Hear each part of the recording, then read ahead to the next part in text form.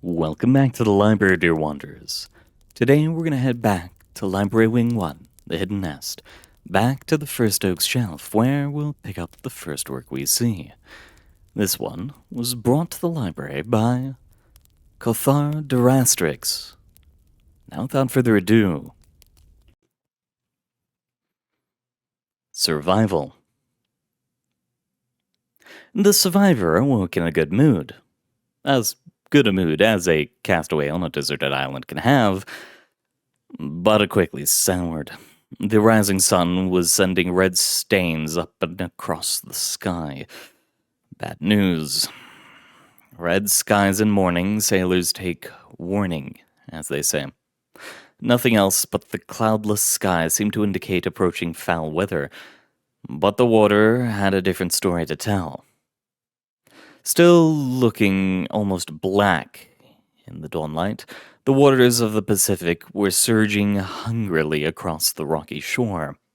The swells were almost as tall as the survivor himself. Yep, there was a storm coming all right. The survivor's mouth was dry, so he headed a short distance north, towards the island's only geographic feature. The cave opened from a low cliff on the side of the island's high point, an otherwise bare stone hill. Its entrance was scarcely taller than half his height, so he had to crawl to get in. The single chamber was oblong, the ends were cramped and narrow, but in the middle there was plenty room to stand and just enough to lie down with his feet and head towards the opposite walls.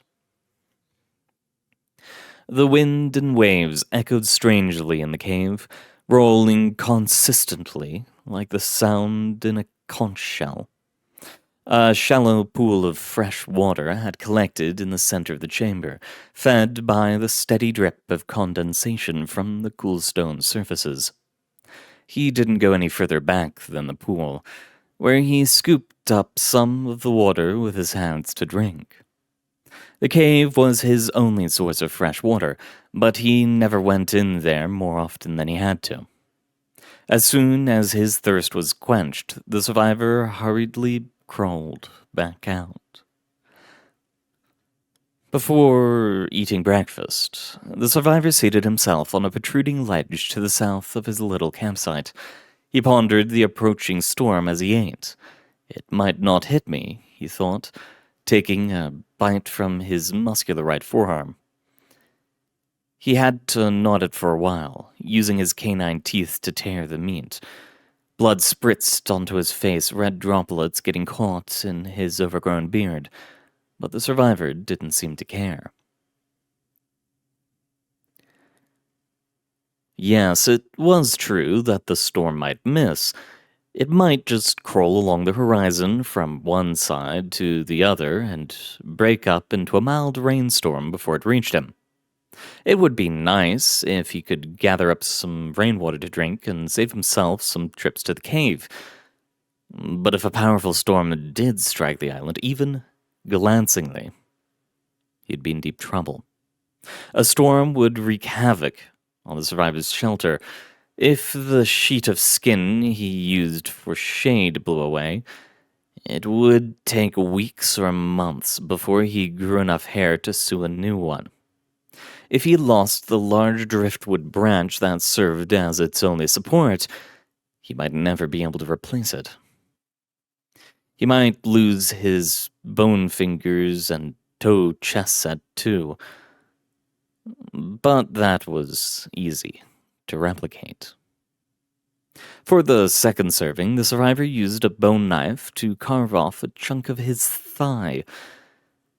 That was easier than biting from the arm, and, in his professional opinion, the legs had a better texture anyway. His knives were the most valuable and most irreplaceable of his possessions. He'd had a metal one when he first arrived on the island, however many years ago that had been, But, like his clothes, it had been too damaged by wind and water to serve as anything but a keepsake at this point. When it had still been sharp and rust-free, he'd used it to make a few more cutting implements from his leg bones. They weren't as sharp, but they were enough. He always made sure to carve some new ones before the old ones got too worn out. But if these got lost, there would be no way to make a new set. His thigh had healed by the time he finished eating, so he got back to his feet and headed down to the water to rinse. Despite the blood in the water, no sharks appeared. That never had. Like the seabirds that never landed on the island, they must have had the good sense to stay away from that accursed rock. As he watched, the survivor realized that the biggest danger might not be the wind, but the surf in which he stood. At high tide, the island was only a few meters wide. A big enough storm surge might put the whole thing underwater. In which case, the driftwood wasn't the only thing that might be swept away. If there was one thing about his situation that he feared, it was the ocean itself. That may have seemed strange coming from a sailor, especially one who was a proficient swimmer. But where a normal man had only drowning and hungry sharks to fear, the survivor had a much worse fate in store if he were swept out to sea. That's why, as he waded in the increasing surf, he never strayed past the point where his feet touched the sandy bottom. At that dreadful thought, the survivor turned his head to look back at the cave where he'd spent his first night on the island. His last night as a normal man. He hadn't planned to ever do it again, but if the waters rose high enough, he might not have a choice. The top of the hill was higher, of course, but offered little in the way of handholds. If waves started breaking over the top of the island, it would be impossible to hold on. The cave, on the other hand, offered the perfect place to secure himself. Hopefully, it wouldn't come to that. The survivor passed his day in much the same way as always. He played chess with himself, snacked when he felt like it, and made occasional brief trips to the cave for water. Around noon, he saw the gray top of a storm cloud crest the southern horizon. The wind began to blow consistently from that direction, steadily increasing in velocity all the while. If it kept up, the storm would be on top of him by nightfall. Now forced to confront this possibility, the survivor decided he'd stalled long enough and went to investigate the cave more closely. The milder temperature of the dark interior should have been a welcome relief from the heat outside, but it only made the survivor shiver. Setting aside his trepidation, the survivor felt his way to the back, keeping one arm on the wall to his right and the other on the ceiling so he wouldn't bump his head. That wouldn't have really hurt him, of course, but that didn't mean he would have enjoyed it. As the walls narrowed and the ceiling dropped, he crouched down on his knees and felt for the rear wall. After shuffling forward a few centimeters, he found what he was looking for. Here, at the very back of the cave, was a place to secure himself. Eons ago, when the water had been higher or the island lower, the insistent lapping of waves had worn a narrow channel into the stone.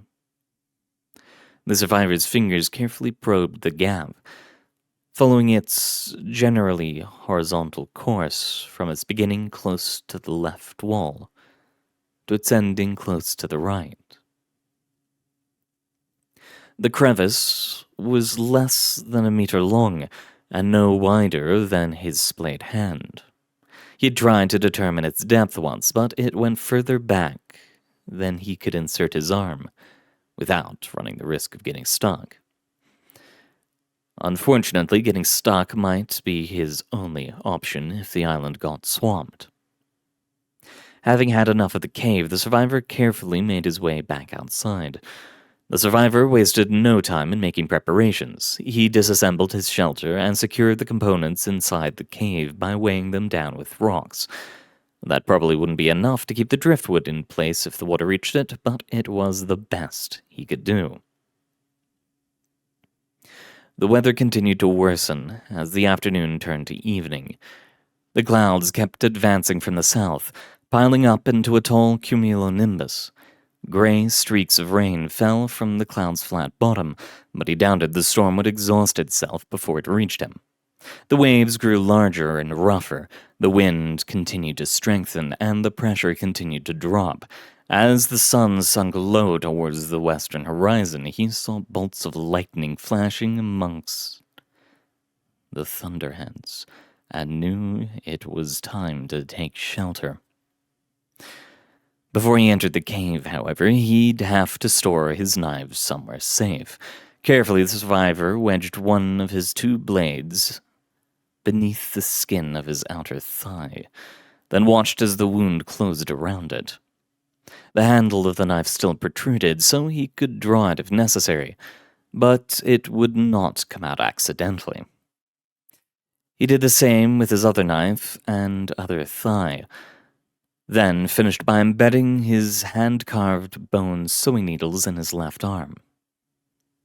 Walking felt weird with the knives in his legs, but he'd carefully place them in a way that wouldn't cut any important muscles. Then, just as the wind died and reversed, blowing toward the storm instead of away from it, the survivor ducked into the cave. The cave moaned as the heavy winds drew across its mouth, but the air inside was still. The survivor seated himself against the wall to the right of the pool, hoping he wouldn't have to go any deeper. The pounding of storm-tossed waves and driving rain overwhelmed the dripping of the cave water, letting the survivor know he was in for a long night. If only the storm had come during the day. At night, only lightning strikes could show him how close the water was getting. He did not like what he saw. The storm was powerful, and the tidal surge from its ferocious wind and rain was rapidly engulfing the island. One strike showed it to be 5 feet past the normal high tide line. The next showed it 7 feet above. Dreading what might come next, the survivor moved to the back and felt for the crevice, as if it might have somehow vanished in the last few hours. It hadn't, of course, but that was only mildly reassuring. Lightning flashed again, and he saw that the waves had overtaken his usual campsite. Another time, and they were lapping at the mouth of the cave. Seawater began to spill through, running in wide rivulets to contaminate the fresh pool at the center. The survivor twisted to the side and placed his arm in the crevice, but he didn't wedge himself in place just yet. Not until an entire wave broke into the cave, flooding the floor entirely. Brian licked his feet, and the survivor silently cursed at his predicament. Another wave struck him on the flank, submerging him up to his waist. So he forced his arm into the crevice as far as it could go. His fingers scrabbled for purchase on the slick stone as another wave broke and pulled forcefully at him as it retreated. The next one came up to his shoulders, knocking the air from his lungs. Another went over his head, and he knew he would have to get himself stuck or face a fate worse than drowning. Twisting furiously, the survivor wedged his left arm tightly in the narrow part of the crack, forcing it deeper until he could no longer move. He snatched what breaths he could as the waves broke over him, but they became fewer and fewer as the water rose. Then finally there came a time when, even between waves, he could not catch his breath. The survivor held it for as long as he could, but that only brought him a few minutes. He inevitably exhaled, and blackness rushed over him as the water rushed into his lungs. But he did not drown, for he was the survivor. Deprived of oxygen, brain tissue died and reformed and died again. His body twisted and starved, muscle convulsed in fatal cramps. The survivor danced painfully on the near edge of death, never fully awake, but never mercifully unconscious. He coughed and hacked constantly, inflamed lungs, straining in vain to eject the intruding brine. This was the horrible fate that the survivor had always feared when he went swimming and could no longer feel the seabed beneath his feet. Always drowning, but never drowned.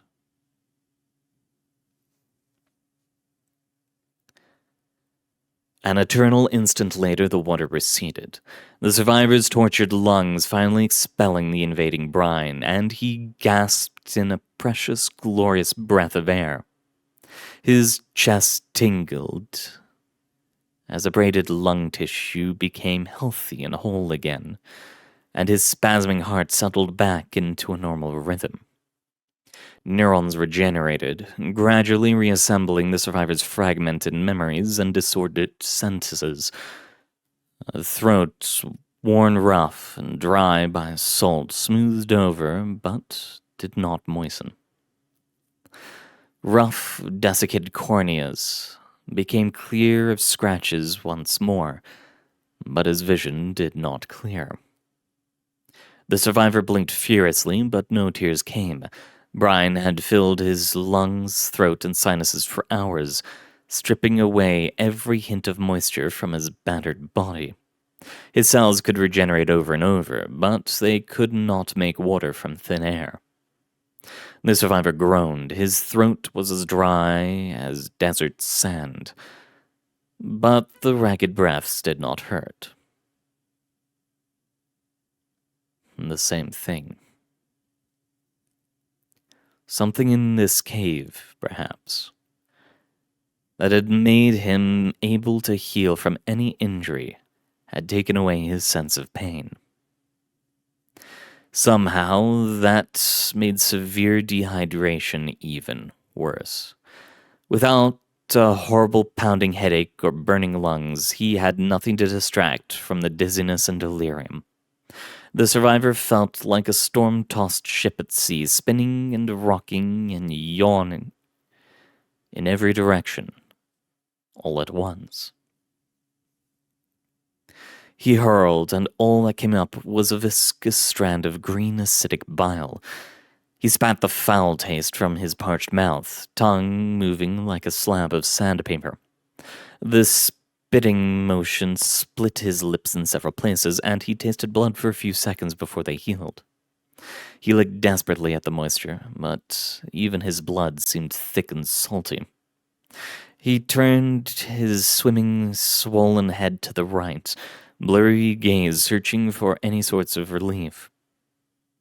The pool at the center of the cave was full, and he used his free hand to scoop up some less than a mouthful.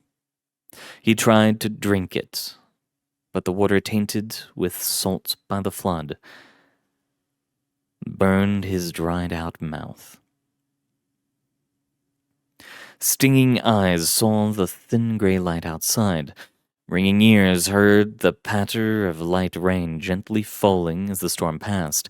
The survivor strained towards the cave's mouth, but his arm was still stuck. Grunting, the survivor heaved his weight away from the wall, but his entangled arm would not budge. Bereft of blood flow, it had gone numb below the elbow. He cried out pitifully in mixed frustration and desperation, pushing on the unforgiving stone with his free hand and kicking out at it with both feet.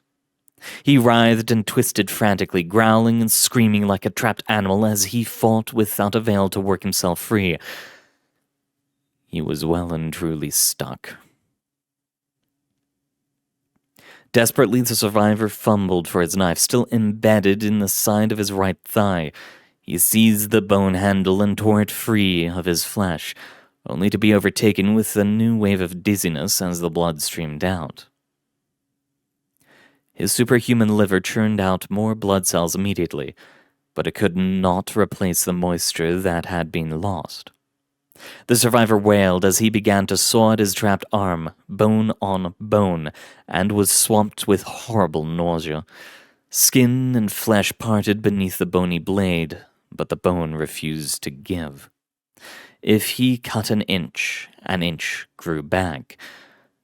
When he carved these knives, he made them from dead bones, ulna and tibias pulled gruesomely from long wounds, not a living humerus. He just couldn't cut fast or deep enough to overcome his healing. When he realized it was pointless, the survivor decided to stop losing blood and dropped his knife. As the wound healed, oozing viscous blood into his beard, he cried. There were no tears, of course, but he cried nonetheless. Would this be his fate, eternally trapped in a rock, dying but never dead of dehydration?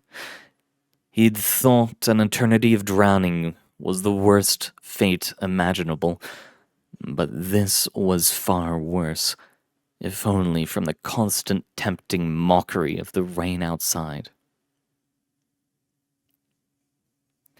Perhaps it was just the nebulous confusion and delirium that comes with dried-out body and brain, but in that moment the sense of presence in the cave was stronger than it had ever been, except for on the first night.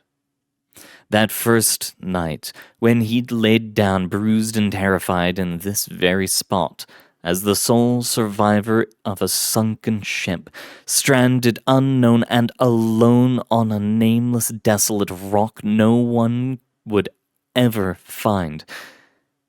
As he'd lain there on the edge of sleep, swamped by a whirlwind of exhaustion and desperation, he'd felt a horrible certainty that he was not alone.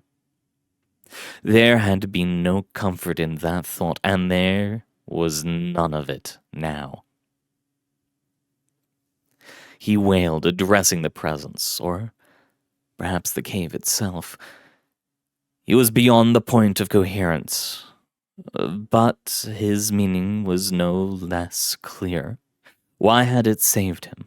Why did it give him this ability, the endless healing, the endless food, only to let this happen? To let him hang here lifeless and motionless, eternally trapped in a personal prison of thirst and hunger. When his brain was exhausted, the survivor paused to let his swirling head return to his body. The rain and the waves sounded 1,000 miles away. The cave was growing dark, darker than it had ever been. Then, as if in answer to his inarticulate question, there came a sound. It was very soft, but no less clear despite the cacophony of wind and water outside. Drip, drip, drip.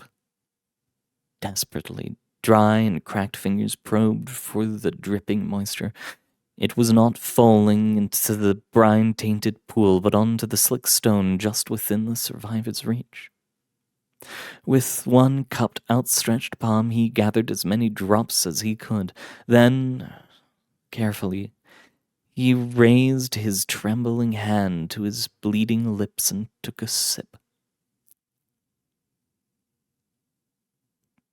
Right away, he knew something was wrong. Maybe it was the growing numbness of his dried-out lips and tongue, but the water felt off. It was strangely warm, and somehow thick, almost slimy, and the taste, it almost tasted like... Spurred on now by sheer panic and animal instinct, the survivor raged against the rock. The surge of adrenaline brought his painless, ever-healing up muscle even greater strength. With an animal scream, he finally tore himself free. His arm bent in many places and broken in several more, leaving scraped-off chunks of skin and flesh behind on the jagged stone. He fell to the floor and did not waste time standing up. Mangled fingers scrambled for purchase on the rock while furiously pumping legs drove him away from the wall. The rough stone scraped wide swaths of skin from his knees and belly, but he didn't feel it or care. The water in the central pool burned in the abraded places, and he feared it had become tainted by more than just salt. The mouth of the cave seemed to creep further and further away. The walls were breathing, heaving in and out like the chambers of a massive heart. It was suddenly hot in the cave, sickeningly hot. Thick ropes of drool fell from the ceiling, covering his body and slicking the floor.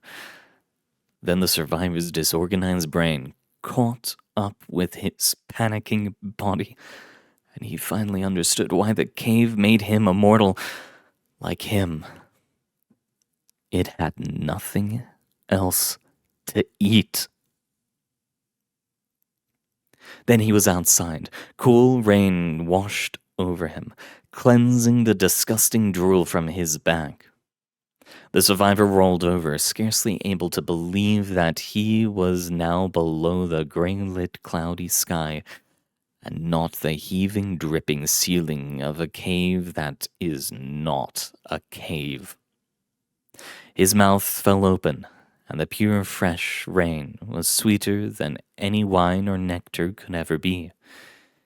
He drank it hungrily, letting it soak into his skin, his eyes, and his bleeding lips. That must have been how it felt to arrive in heaven. As the water returned to the survivor's body, lucidity returned to his mind. Cautiously raising his head, the survivor looked back at the cave. He half expected it to be gone, empty mouth slammed shut in frustration. But nothing had changed. It loomed there, narrow but menacing, just as it always had. Squinting, he strained to see any hint of convulsing walls thick with foul saliva, and trace of unnatural malevolent motion. But he saw nothing. The cave was dark. And that's where the story ends, dear wanderers. And I would like to note one thing. We've heard Kothar Darastrik's name before. He was the author of The Drooling Path.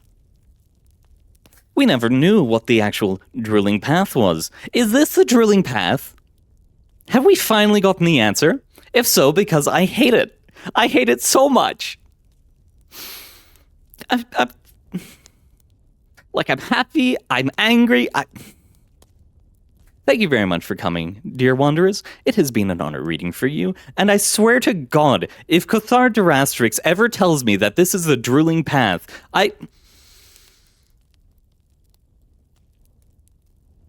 Thank you very much for coming. Good luck out there. I'm gonna see you all next time, and I'm gonna sit seething in whatever I'm currently... This is a chair. Why am I trying to struggle to think of a chair? Good luck out there.